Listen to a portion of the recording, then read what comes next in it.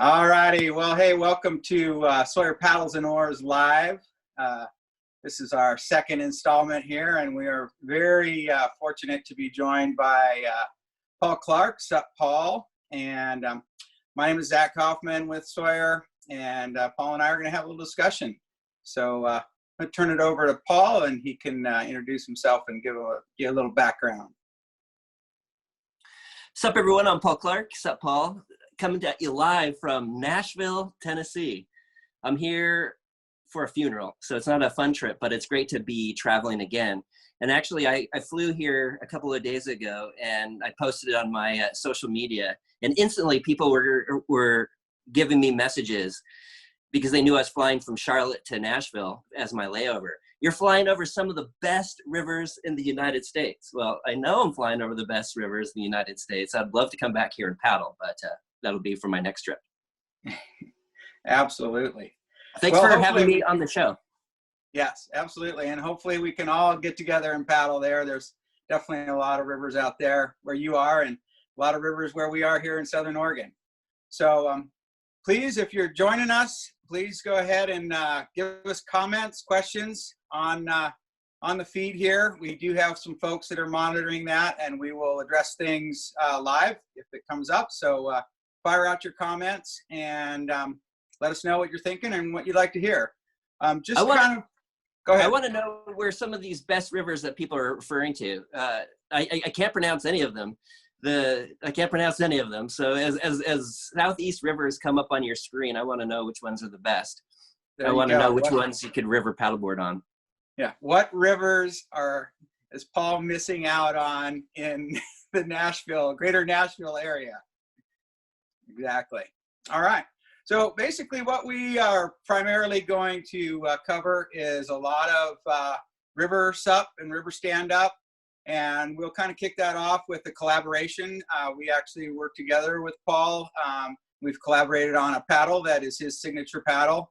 And then really the focus of this is really going to be basics of river stand-up and some of the gear you need and some tips along the way. And then really kind of dive into just what multi-day SUP travel is. From just the basic, we talked a little bit about, even just doing it overnight where you're putting all your gear on your board so you can get across the lake away from the masses of people that can actually access from the parking lot. And then take it more into multi-day travel downriver where you're taking everything with you. And I know you have a lot of background on that.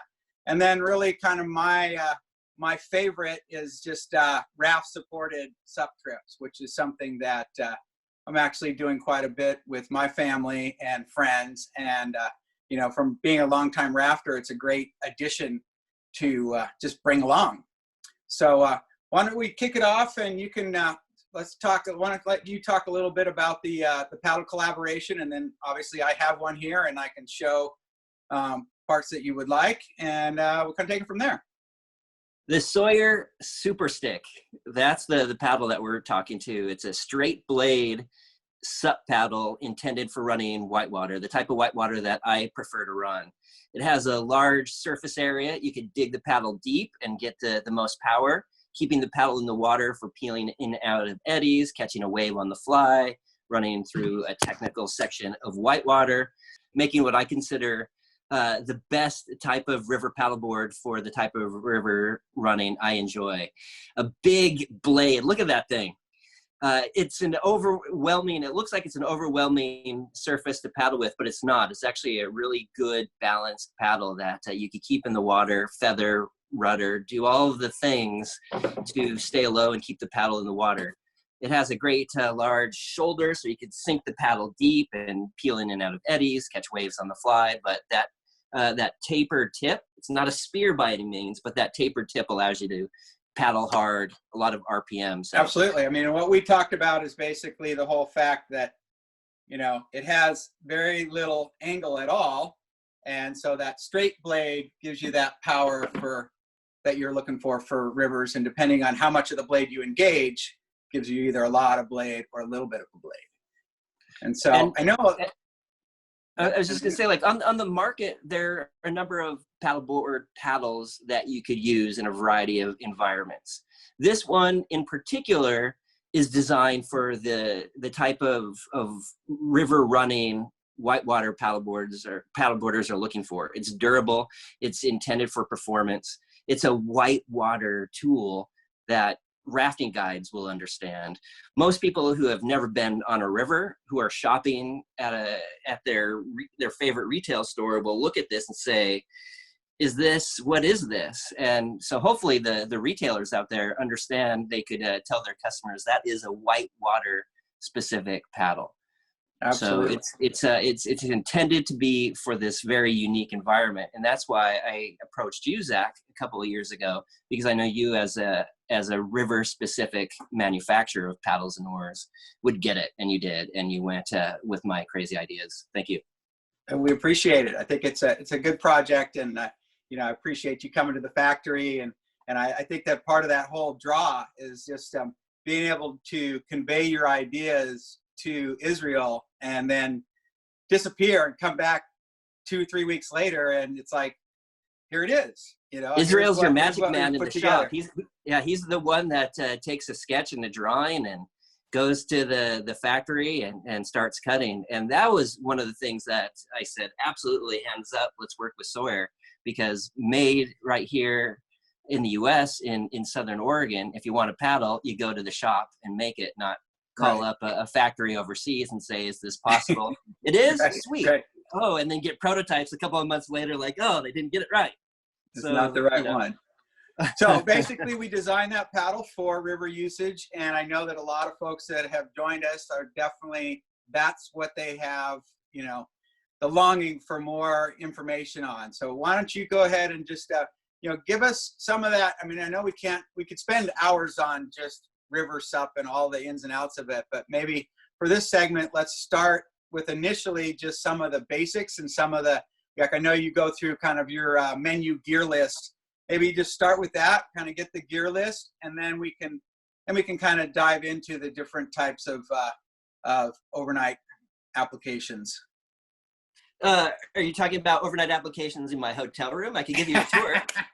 I mean, look at this. Well, we're just going to make do with the fact that you are where you are, and we've already have an understanding that you can't get to any of the rivers. So we're glad you're taking this little moment in your hotel room to spell it with us, and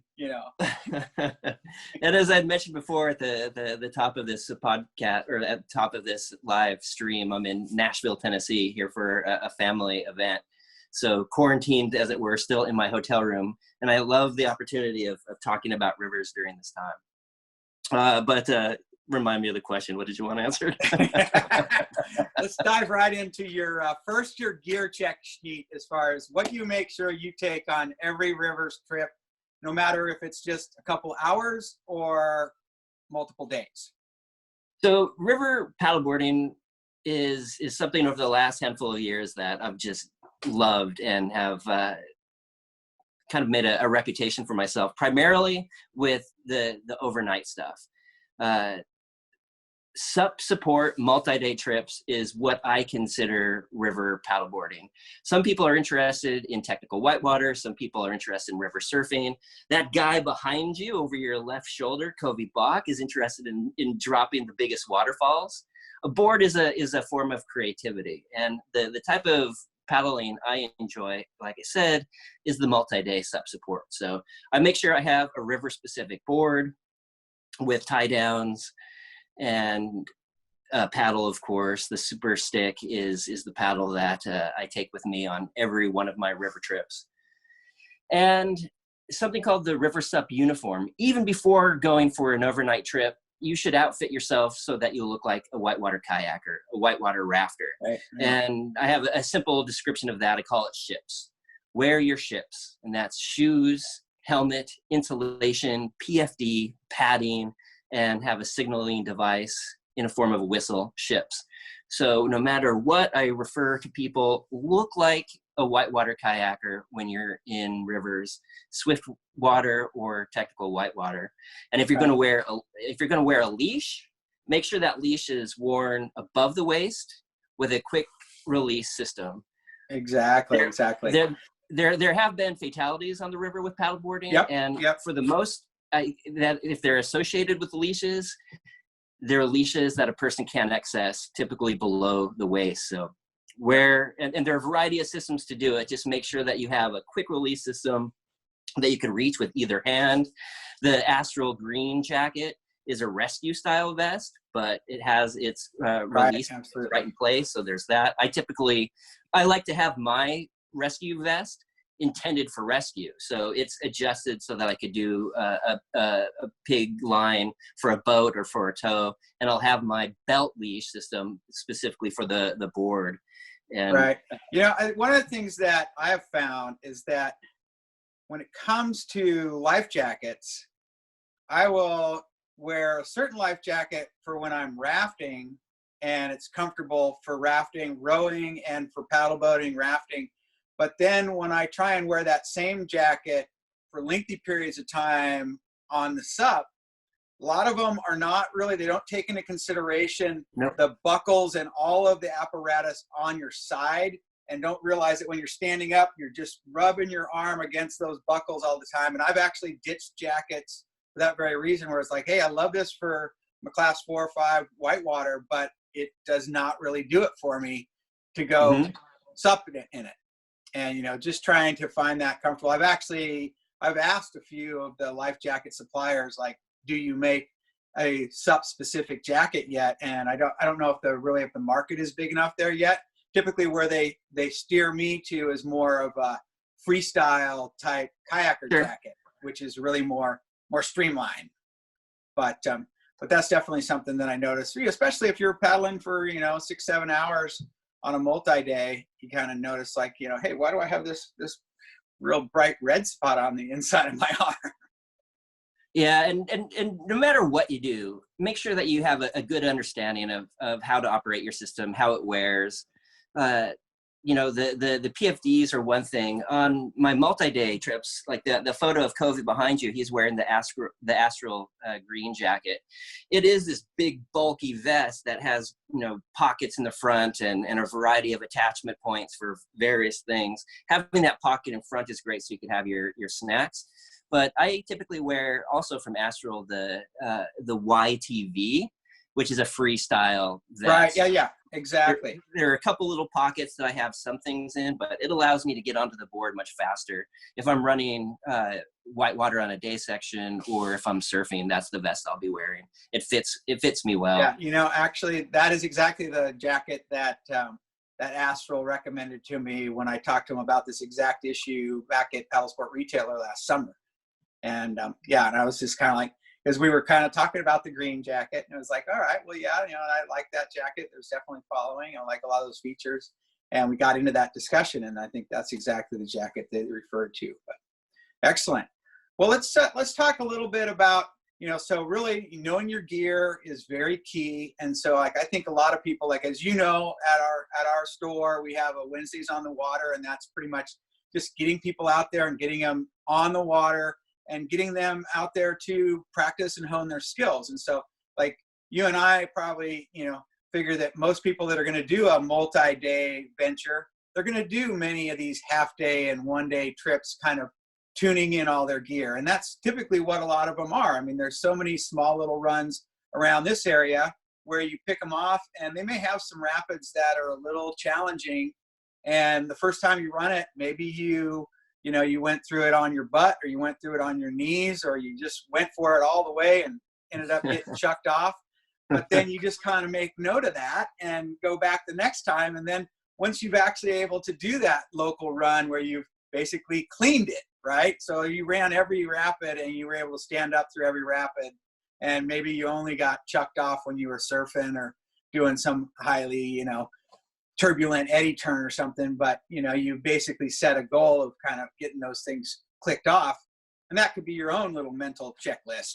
And once you've cleared these couple little runs, then even around here in the valley, there's plenty of just little 2-day trips you could do. You could do a couple day, take all your gear with you, camp some spot that nobody can access from the road, and that kind of thing. So let's just talk a little bit about kind of what so it's Paul going to just do a 2-day trip, and it's not really big water, you know. Let's say we're gonna, you know, you're taking some folks that are, you know, just got into paddleboarding, maybe they've got their second board or their first inflatable board that's really more river specific. They used to have a hard board, and now they really want to, you know, start getting a little more adventurous. And of course, part of that is like they start looking for that community. Like they don't want to, you know, they know enough that I shouldn't be doing this by myself, so I need to find a community to go with and find folks that actually have like-minded skill sets that they can go do it. But you know, so like let's start from just the maybe the lake overnight and the class 2 overnight, self-supported. Well, I'll go back to a little bit of how I began paddleboarding. In 2012, 2013, I had really no interest in paddleboarding until my neighbor, you know, said, let's go paddle. We went to the Deschutes right through downtown Bend, the slow moving section that people tube on now in Mass. And I asked her, like, what are these gear tie downs for? And she suggested it's, you know, to put your PFD on or a dry bag. And when she said dry bag, I thought, now that could be interesting, because, you know, I come from a long distance travel background. I've thru hiked the Pacific Crest Trail, a backpack on, and do many miles self-supported.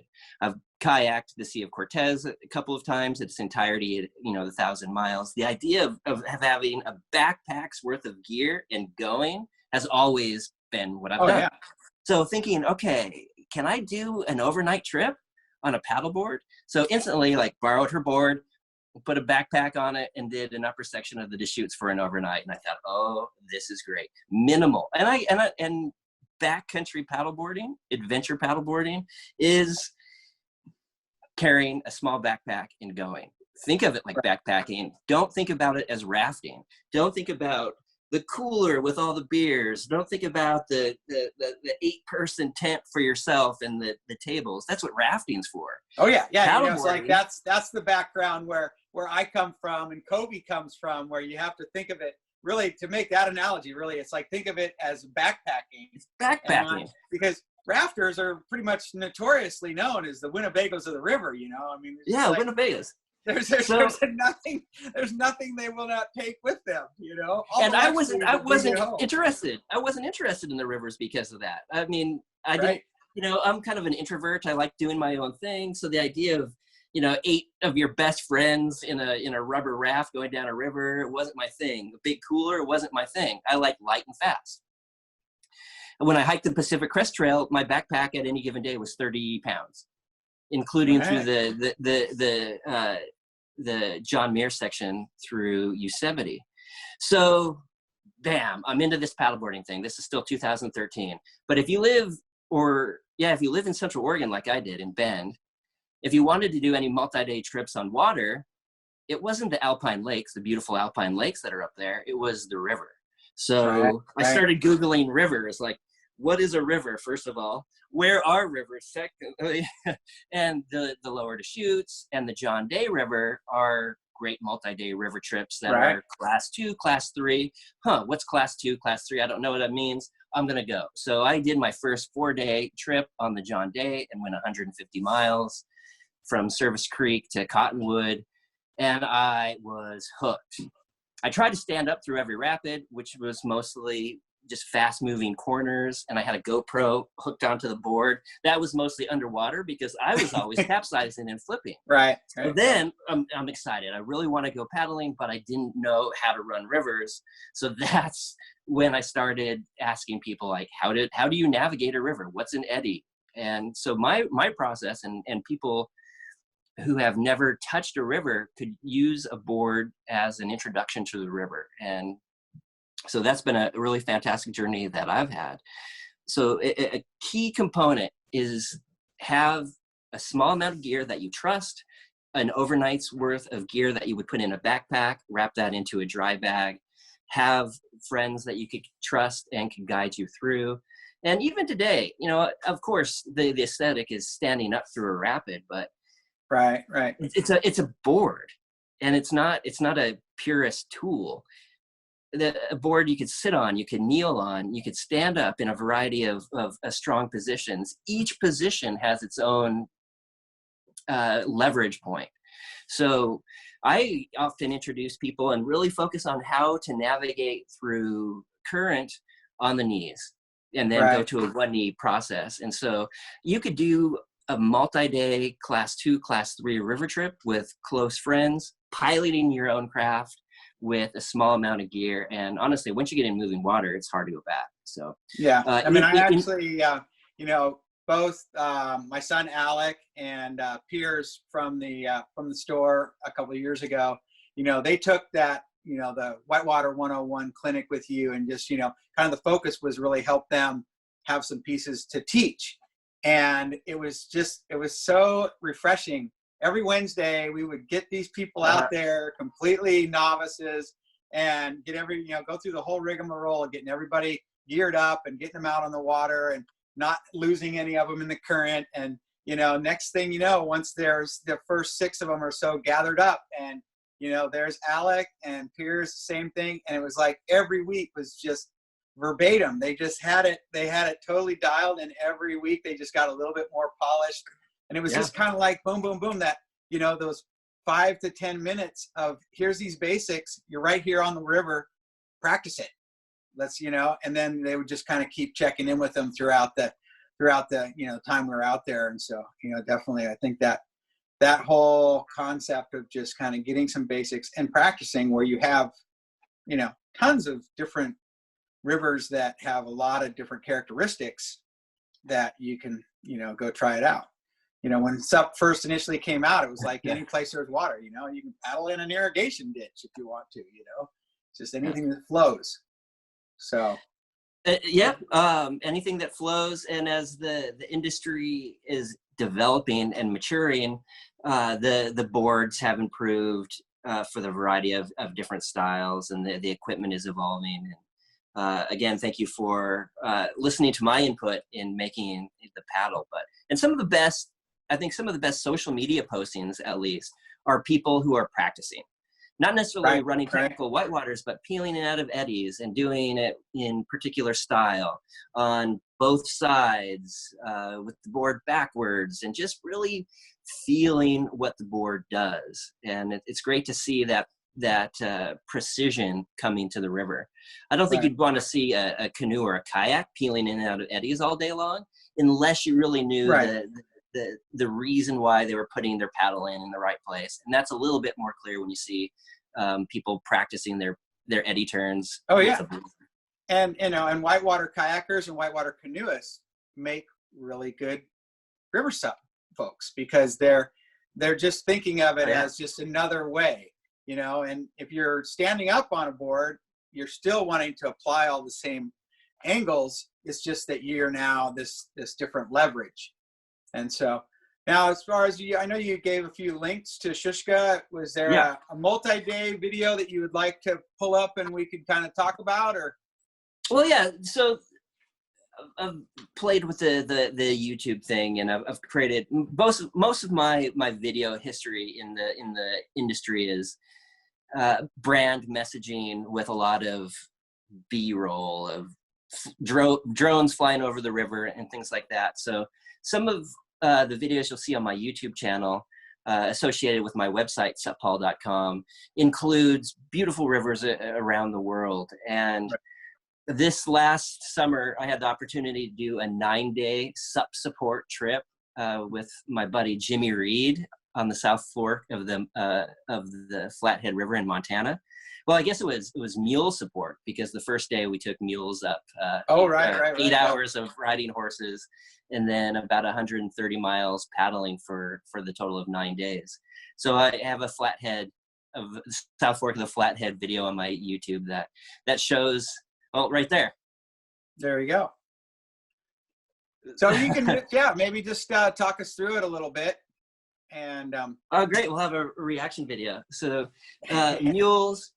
And so a 9-day trip, each of the boards, and there were 5 of us on the river that included bear hangs and lightweight tents and dry bags, you know, relatively light amount of gear. There were no coolers. Right. Just How boards, many? just boards properly attached to the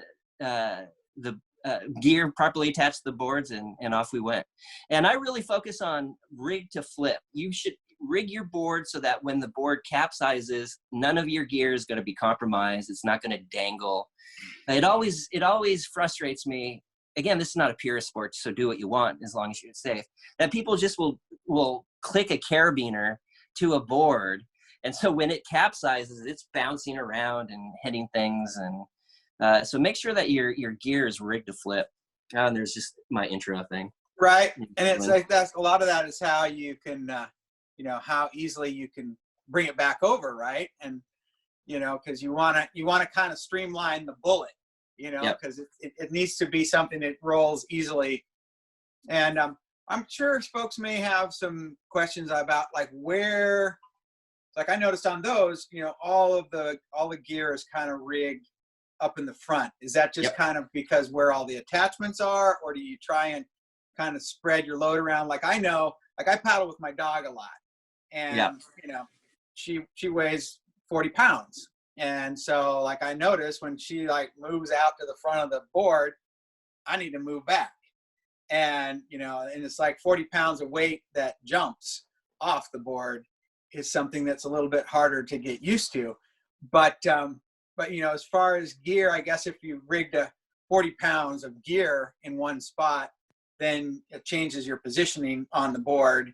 And then you're just kind of trying to find that happy medium. Did you find that you would move your gear around for the multi-day?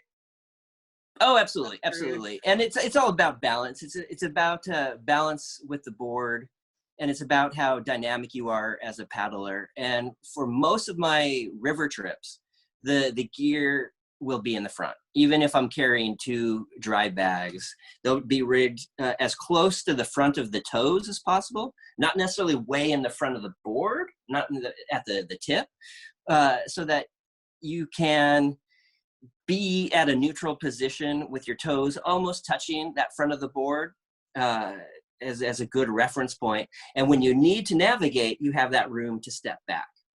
If there's too much gear way in the front, that means you actually have to step even further back to maneuver the front of the board. Gotcha. And the reason why I rarely, at least in rivers, put gear in the back is that, one, it interferes with my dynamic step back, and right. 2, you'll understand the second part if you experiment before doing a multi-day trip. If you capsize your board and you have gear both on the front and the back, now there's no place to get on.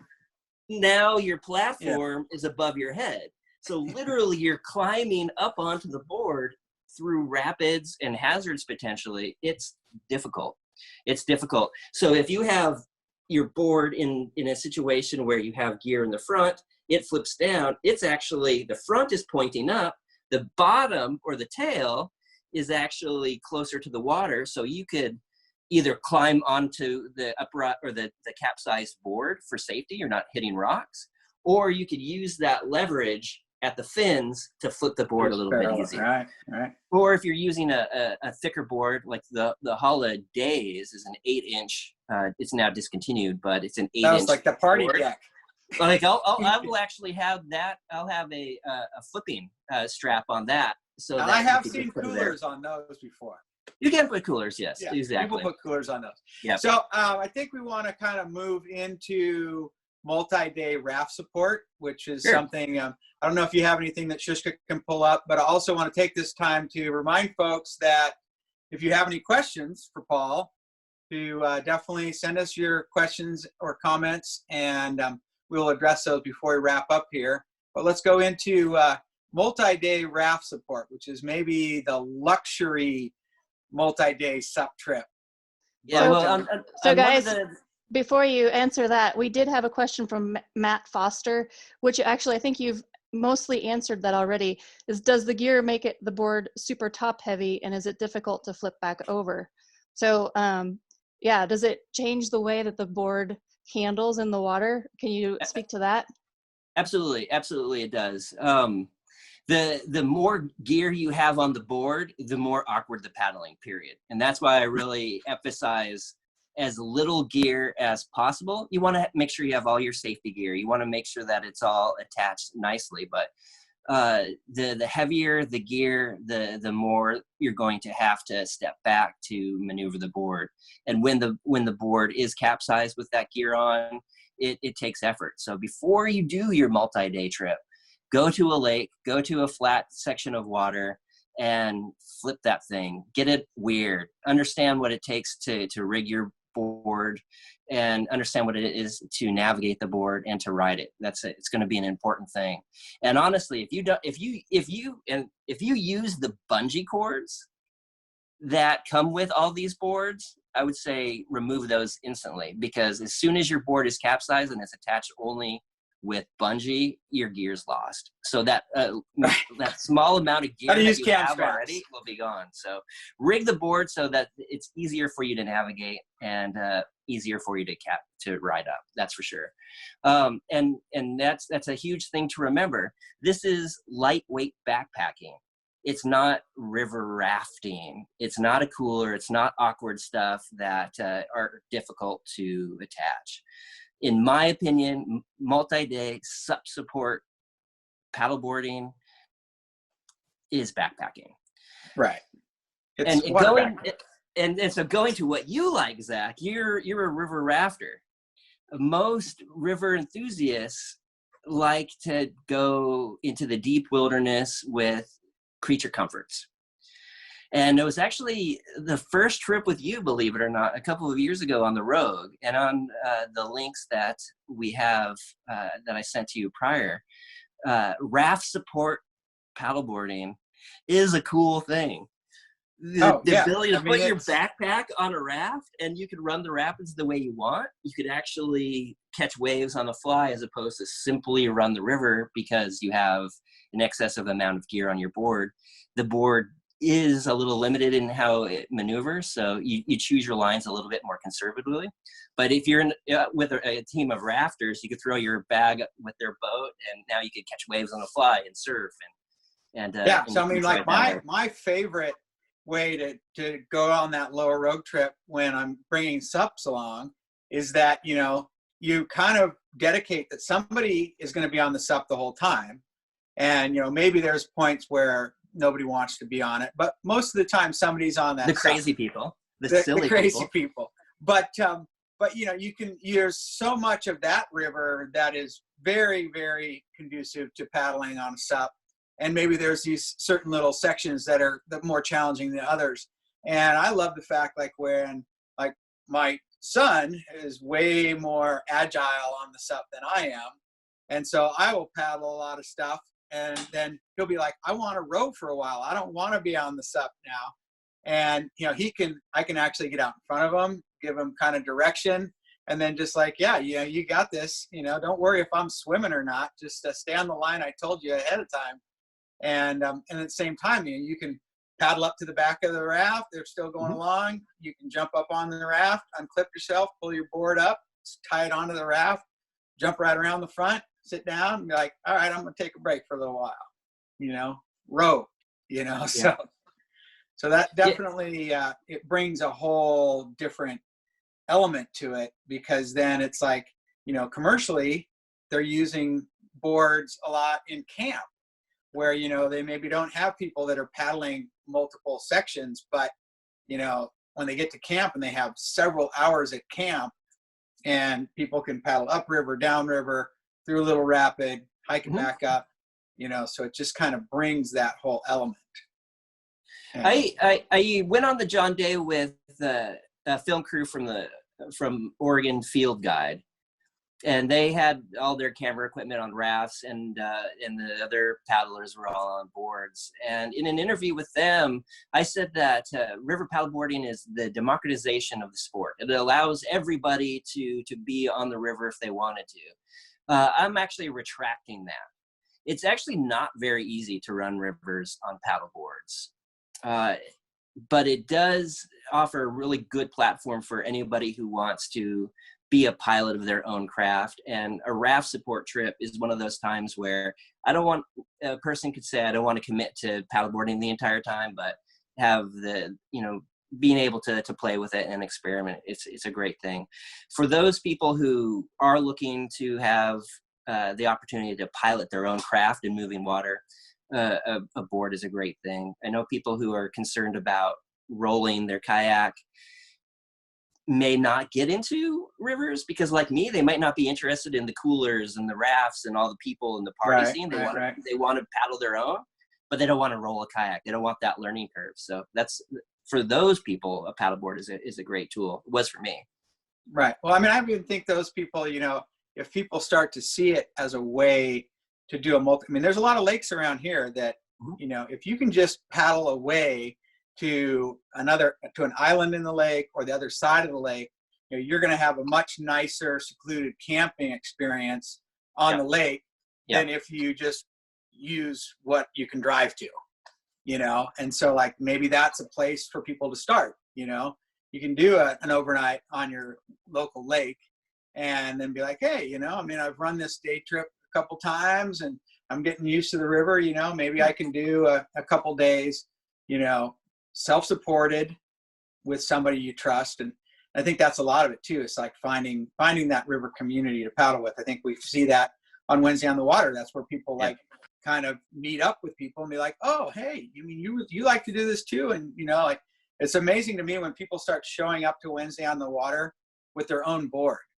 Like, they're not even coming there to demo out boards. They're like, I have a board. I just want to come out here and paddle with a group of people and, you know, meet some other folks that possibly I can go paddling with and kind of take it from there. But and then you do that every week in the summer, hopefully with the coronavirus quarantine. Yeah, we'll be on schedule pretty much for that, hoping that that you're able to do that almost every week during the summer. I don't know of any other place in the Pacific Northwest, and the Pacific Northwest has a ton of places to paddle almost throughout the year. But you as an outfitter through Sawyer Station give that platform for people to be introduced to the river. I think that's fantastic. Right. And we did have a question probably for you with your Hala background to just talk about fins and fins. What are fins? In turn, the retractable fin, and then, you know, what is your ideal setup for your side fins, and how do you like to run your board for? I like to run downriver. I personally go upriver. Maybe sometimes turn upriver. Maybe go sideways a little bit. That's how I like to run it. No, there's a Facebook group called Whitewater Suppers or Whitewater Paddleboarding. And my buddy from Reno, Davide Satori, just gave a post about fins. And, you know, as soon as you talk about fins, you get all the comments about, who needs a fin? I want all the fins I need. I need thick ones, bendy ones, green ones, purple ones. I need all the fins. I don't need any of the fins. Everybody has. This is what I love about paddleboarding, right? It's an art form. You do what works for you. And one thing is important is that with an inflatable paddleboard that's intended for river use, you're going to get design that has removable fins in most cases. So that you're able to customize the fin configuration for what you want. Surfing a board is going to require a different configuration than running a deep technical section of whitewater. Another fin configuration if you're in shallow, super creaky style. So my typical preference for most river settings is to have really no fins except for the 4-inch retractable fin that my Hala Atcha, my technical whitewater board, has. So it's a retractable fin, it goes into the board, it springs back, and it's good to go. But other people swear by a bigger fin configuration. And there are a couple of people on the Hala team, including Luke Spencer from the Clackamas River Outfitters in Oregon, who swear by smaller boards. Like I need a bigger board. I need a 9.6. I need a 9.6. He prefers 8.6 and less. He actually runs technical whitewater on the river surfing boards, and he'll have his fin configuration so that he has a little bit more stability. So some bite fins that allow him to maneuver the board, where probably if I had a deeper fin configuration, I could paddle a shorter board. So it depends on what you want. Right. He prefers catching waves on a fly. I prefer just to run down. Yeah, I think like the fin discussion that we've been kind of getting here is I think that it really kind of leads to the person going from, if I'm going to start running rivers, do I remove my fins? And the answer would be maybe that if you have a retractable fin, yeah, remove all your other fins and basically use the retractable fin. And if you don't, try it without any fins and see how you like it, And I mean, I know that even my own personal opinion of making modifications, I've taken fins into the garage and just taken a jigsaw and went, okay, this one looks a little too long, but I do want something. So just draw it out and just cut it down and stick it back on there and go, let's try that for a while, see how it works. Exactly. And if you look at original OG, so to speak, paddlers like Dan Gavir, some of his earliest YouTube videos in 2013 and 2014, he's on an ocean surfboard running rapids. Right. And one of his videos of him running Punch Hole Falls, he's on this glass board and he catches his fin and the board stops. And so he has to get that out and then stands on his tip so that the fin stays out. Well, with technology the way it is, most people are running inflatables and river-specific boards people are attracted to because they have their fin boxes adaptable to a variety of fins, primarily FCS fins. But now we're seeing, like with brand manufacturers like Hydrus out of Boise, they're creating more durable fiberglass boards that are intended for river running and river surfing in particular. So their fin configuration is going to be a little bit different. And if you have a fiberglass board that's intended for rivers, you're able to be a little bit more precise in your eddy turns and wave. So it depends on really what a person is doing. For the type of river running that I like the buoyancy, I like the fin configurations, and I just love the fact that I have a retractable fin, so I don't have to worry about what's under my feet. Yeah, I know Alec has complained of the board that had the permanent fins, catching up when they was going over grandma's, that fin always hangs up going over the grandma's drop. Well, grandma's drop in your neck of the woods, what's that river called? The Rouge? The Rouge. The Rugi? The Rouge? The Rouge. The Rogue River at Powerhouse Rapids, there's one feature in there called Grandma's Drop, which is about a 5-foot ledge that is a part of your challenge during the summer. Yeah, run very successfully by many. Run by some, and the people who do it more successfully are not running with fins on their boards because your board does catch up and you have to be able to shift. Yeah. So. Yeah, and unless you shave your fins off in advance, you're not going to be able to successfully run grandmas. Or maybe you have to do what Dan Gavir used to do, step on the nose of his board to get the fins out to drop it. Who knows, maybe. Maybe you can actually do a shove it. Now I actually think about that. That would be awesome. You just spin it around. Yeah. Maybe be way on the nose, and as you're dropping off at, what is it, a mile an hour? That's the thing about river paddleboarding, big waterfalls or whatever, you can't really boof off them because you're going so slow. But imagine just doing a little flip right off the top and like a little shove it. That'd be cool. Little rail pivot. Yeah. Yeah.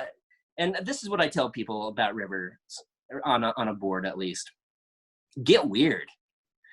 It's not a conservative sport. There's no referee. The more weird you get, the more you step on the nose and the back and, flip that board upside down and paddle it and paddle with your hands and do headstands. Get weird on that board so you know how it floats through current. So yeah, maybe I'll have to, next time I'm there, maybe I'll have to try to run off. There you go. Standing on the nose. 180 pirouette on Grandma's Drop. We'll look forward to that later this summer. Have you seen any of those Japanese paddlers in Facebook or whatever who are doing either backflips on boards through rapids and all that? Yeah. Getting weird. I like it. There's a few folks that actually are getting into doing tricks on the board, actually out at out kind of in the neck of the woods, out the U.S. National Whitewater Center, where Cohen is out there, and those guys are all doing tricks. So you run the same. Like Cohen's like the next state over from me right now. Yeah. Like he's in Charlotte. The next time I'm here, I want to paddle with him because I like what he's doing at the Whitewater. You could paddle right up to his houseboat there. Dock in, cruise in for a little bit. I wonder what the quarantine is like there. Quarantine in a houseboat might get a little stir crazy, but he's got water all around, so he can just go out and paddle in his yard and get some relief. It is fun to watch in social media the people who are paddling differently, and the people who have a big smile on their face, and paddling with Covey again, who's over your shoulder right there. I've learned more about river running from him, primarily because of his sense of humor. I mean, that guy's always laughing and just encouraging being silly. Yeah. If you're not running a river with a smile on your face. Yeah, he's brought his kayaking and his rafting experiences into his SUP, and it really shows. And I think he's kind of looking at things differently now as he's kind of rehabbed himself, and it was great to see him back on the water and just charging into it. He blew out his knee in a rafting incident over Sunset Falls on the East Fork of the Lewis last year, and it was he recovered, and he's starting to introduce his son to paddleboarding, his young son to rivers via paddleboard, so it's good. But now that he's recovered, Covey, if you're listening, you should just turn the volume down right now, because now I get messages from this guy all the time about like running waterfalls again and doing things that maybe he shouldn't be doing on a board, or at least the things I judge he shouldn't be doing. How big can you get? How rowdy can you get? How much can you send it? Exactly. Covey's in full send mode always. Yeah, absolutely. He's probably going stir crazy as well.